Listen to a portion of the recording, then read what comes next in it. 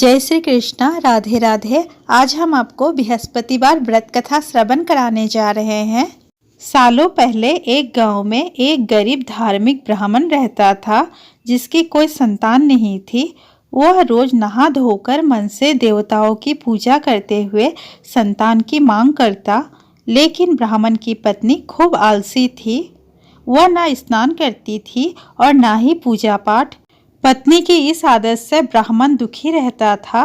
ब्राह्मण के धार्मिक गुणों से उसके घर में जल्द ही संतान के रूप में एक पुत्री ने जन्म लिया। उसकी पुत्री भी ब्राह्मण की ही तरह धार्मिक थी। जैसे जैसे वह बड़ी हो रही थी, पूजा पाठ में उसका मन भी उतना ही लगने लगा। वह हर रोज सुबह उठती, स्नान करती और भगवान विष्णु जी का ध्यान व जप करती थी। इसी तरह वह बृहस्पतिवार का उपवास भी करने लगी। इससे ब्राह्मण के घर की गरीबी भी दूर होती गई। हर दिन पूजा पाठ करने के बाद वह पढ़ने के लिए स्कूल भी जाती थी। स्कूल जाते समय वह अपने हाथों की मुट्ठियों में जौ भरकर स्कूल के रास्ते में गिराती थी। जब वह स्कूल से वापस घर के लिए आती तो गिराए गए जौ के दाने सोने में बदल जाते थे, जिन्हें वह उठाकर घर लेकर चली आती थी।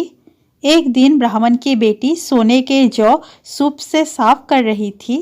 तभी वहां आकर उसकी माँ ने कहा, बेटी, सोने के जौ को साफ करने के लिए सोने का सूप होना चाहिए।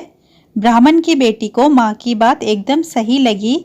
उसके अगले बृहस्पतिवार को उपवास रखने के बाद उस लड़की ने बृहस्पति देव से सोने का सूप मांगा। ब्राह्मण की बेटी हर बार पूरे विधि विधान से बृहस्पति देव की पूजा अर्चना करती थी। इससे प्रसन्न होकर भगवान उसकी सारी इच्छाएं भी पूरी कर देते थे। इसी तरह उन्होंने सोने के सूप वाली प्रार्थना को भी स्वीकार कर लिया।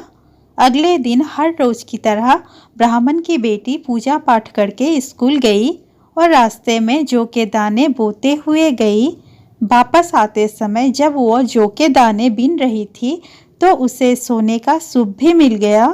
सोने का सूप लेकर वह घर आई, जिससे उसने सोने के जौ साफ किए। एक दिन इसी तरह ब्राह्मण की बेटी घर के बाहर बैठकर सोने के जौ को सोने के सूप से साफ कर रही थी। तभी उसके घर के सामने से एक राजकुमार गुजर रहा था। राजकुमार ब्राह्मण की बेटी को देखते ही उस पर मोहित हो गया। जब वह अपने महल पहुंचा तो ब्राह्मण की बेटी के मुंह में उसने खाना पीना त्याग दिया। जब राजा को यह पता चला तो उन्होंने राजकुमार से इसका कारण पूछा। राजकुमार ने अपने दिल का सारा हाल राजा को बताया। अगले ही दिन राजा अपने मंत्री के साथ ब्राह्मण के घर गया और ब्राह्मण के सामने उसकी बेटी का विवाह अपने राजकुमार से करवाने का प्रस्ताव रखा। राजा का प्रस्ताव सुनकर ब्राह्मण काफी खुश हो गया।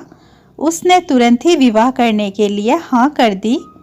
कुछ ही दिनों में राजकुमार और ब्राह्मण की बेटी की शादी हो गई। इधर ब्राह्मण की बेटी शादी होने के बाद अपने ससुराल चली गई। उधर ब्राह्मण फिर से गरीब होने लगा। उसके बुरे दिन दोबारा वापस आ गए। एक दिन ब्राह्मण अपनी बेटी से मिलने के लिए उसके ससुराल गया। पिता की हालत देखकर उसने बहुत सारा धन देकर ब्राह्मण को विदा किया। बेटी का दिया हुआ धन कुछ ही दिनों में खत्म हो गया और ब्राह्मण गरीबी के वजह से परेशान हो गया। ब्राह्मण फिर से अपनी बेटी से मिलने के लिए महल गया और उसने बेटी को सारी समस्याएं बताई। अपने गरीब ब्राह्मण पिता की बात सुनकर उसकी बेटी ने कहा, पिताजी, कल आप माँ को लेकर मेरे पास आइए। मैं उन्हें बृहस्पति देव की उपवास और पूजन की विधि बताऊंगी। इसे करने से सारी समस्याएं दूर हो जाएगी। ब्राह्मण ने ऐसा ही किया। अगले दिन वह अपनी पत्नी को लेकर महल में बेटी से मिलने के लिए गया। पुत्री ने अपनी माँ को बहुत समझाया कि उन्हें आलस त्याग कर सुबह स्नान करना चाहिए और भगवान विष्णु जी की पूजा करनी चाहिए, लेकिन ब्राह्मण की पत्नी उसकी एक भी बात नहीं सुनी। वह अभी भी पहले की ही तरह रहती थी।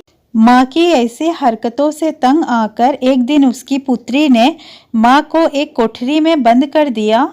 उसे जबरन सुबह स्नान करवाया और भगवान विष्णु जी की पूजा करवाई। इससे उसकी माँ की बुद्धि में सुधार हो गया।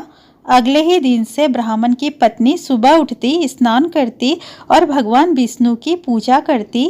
साथ ही बेटी के बताए अनुसार हर बृहस्पतिवार के दिन वो उपवास भी करने लगी और इससे प्रसन्न होकर बृहस्पति देव ने उनकी सारी गरीबी और समस्याएं दूर कर दी।